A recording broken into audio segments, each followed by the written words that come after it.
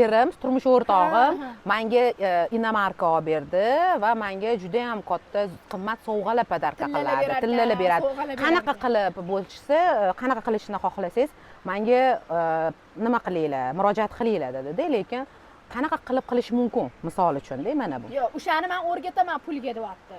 Bizga qattan bu sharoitga qarab chiqmaydi. Haqiqiy psixolog maslahat bermaydi. Chunki uni sharoiti boshqa, oilasi boshqa, eri boshqa, har taraflama ishlab bo'lgandan keyin o'zi chiqaradi xulosani, o'zi tanlaydi, o'sha qaysi rolga kirish kerak yoki bo'lmasa qaysi yo'lni tanlash kerak. Agar psixolog keling men sizga mana bunaqa qilib beraman, keling men sizga bunaqa eringiz olib bertirib beraman, keling sizga qaynanangizni zo'r qilib beraman, keling sizga eringizni tutarmon qilib beraman yoki bo'lmasa keling sizni boy qilib qo'yaman desa, bilinglar u уже aldoqchi. Qanaqa qilib Alloh qadaringizga yozib qo'ygan qadarni bitta odam o'zgartirib qo'yadi. Gap bilan gipnoz qilmoqchi. Ha, odamlar ham sodda-da, odamlar voy meni boy qilib qo'yar ekan. To'g'ri, ustanovkalar degan, ong osti ustanovkalar degan gap bor, yo'q demoqchi emasman.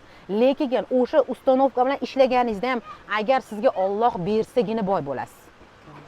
Ustanovkalar bilan 50 ta psixolog bilan borib ishlasangiz ham kerak bo'lsa, Fred bilan ishlasangiz ham Alloh sizga o'sha boy bo'lish nimasini yuqtirmasa qadaringizga boy bo'la olmaysiz. Shuni odamlar sodda-da, ayollar sodda. O'zi asosan hamma gap ayollarda naqa bo'ladi.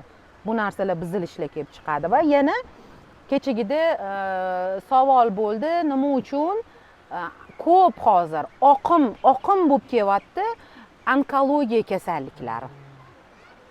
Mana 15 yil oldingi nima bilan hozirgi paytda vaziyatda juda katta farqi bor-da. Misol uchun mana oldingi odamlar boriga shukr qilardi. Mana oldin ota bobolarimiz mana 7 ta qiz bo'lganlar. Bitta o'g'il bo'lgan.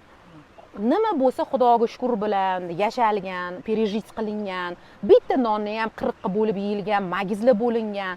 Hozir odamlarning yuragi tor.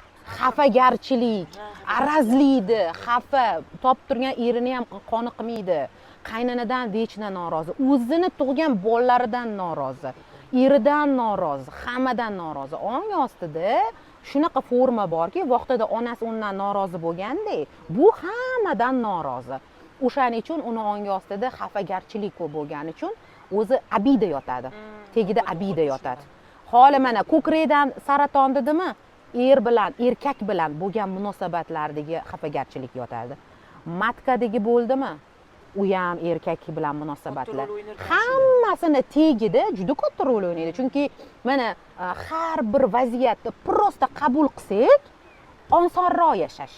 Bu ham misol uchun mana onamizning xatolarini mana hozir moda bo'lgan-ku, hamma narsani tramani ota-onadan ko'riladi.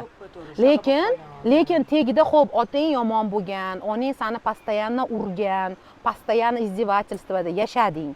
Xo'p, u yog'iga sen ong ostingni shu qabul qilib yasha. Shu holatda bo'lginki, o'zing xatolaring ustida ishla, sen ham shunaqa cho'mchagingda borini berib qo'yma. Sen yangi informatsiyalar ol. Yana shunaqa bo'ladiki, bir xil qizlar aytishadiki, onam bunaqa deyshadi deb bola pozitsiyasida yashashadi. Agar katta odam hech qachon onasidan xafa bo'lmaydi. Bola menga kompyuter bermadi, meni uxlatmadi deb onadan xafa bo'ladi.